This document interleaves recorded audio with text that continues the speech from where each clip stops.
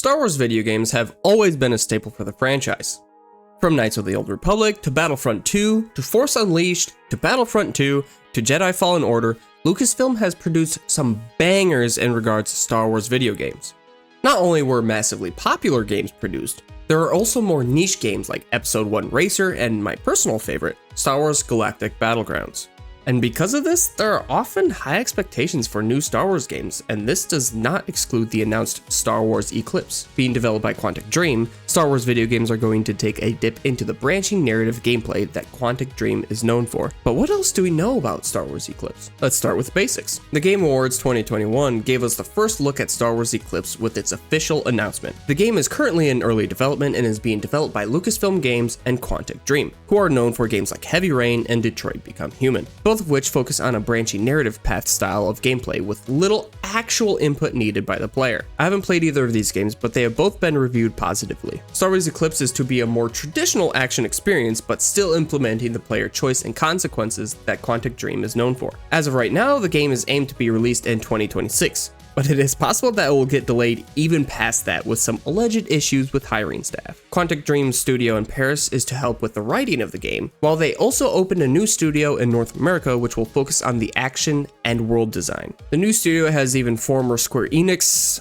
Eidos? Not really sure how to say that, to be honest, and Ubisoft developers. So it seems promising. Other than knowledge that the game is going to be a hybrid form of Quantic Dream's usual narrative gameplay style and more traditional action gameplay, we don't know much about the game. We do know that it is going to take place during the High Republic. For those that don't know, the High Republic is a period of time that is seen as the golden era of the Republic and the Jedi Order. The general time period is 500 BBY to 100 BBY, so it is at least 100 years before the Battle of Yavin, or about 70 years before the Phantom Menace. You can find out more about the High Republic from the multitude of novels and comic books that Lucasfilm has been putting out. Some good, some meh.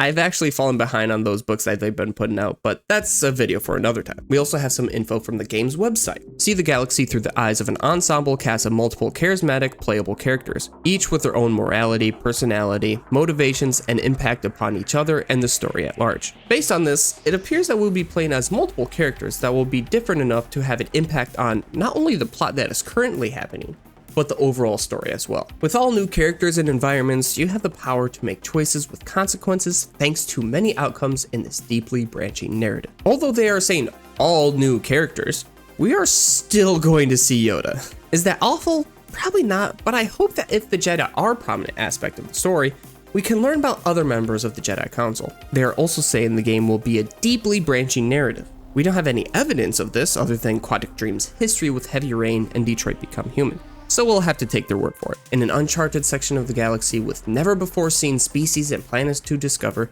this part of the Outer Rim is rife with opportunity and political tensions that could alter the fabric of peace. What will you do? I mean, this sounds cool. This makes it seem like the Outer Rim will be the main area the game takes place in. So will we see the Jedi that much? It's possible. During the High Republic, Jedi are sent all over the place as emissaries of the Republic. We also see Yoda and Coruscant in the trailer, so I'd guess so? Unless they're using Yoda to sell the game, which I mean is definitely possible. Star Wars Eclipse lets you play as a diverse cast of charismatic characters, each with their own story, abilities, and role to play in the tapestry of events that will alter the carefully balanced piece of the Outer Rim. Again, more on the multiple characters and their stories. This makes it sound like the Outer Rim is in good situation at the beginning of the game, and then some sort of event or group of people, maybe even us the players, stir it up a bit. And with the mention that each character might have different abilities, this will change up the type of gameplay that people can do, as well as increase the replayability of the game as a whole. Every decision you make can have dramatic repercussions on your journey. The way of life in the Outer Rim is being threatened, and you must define your path. They keep bringing up the consequences that the player's decisions cause.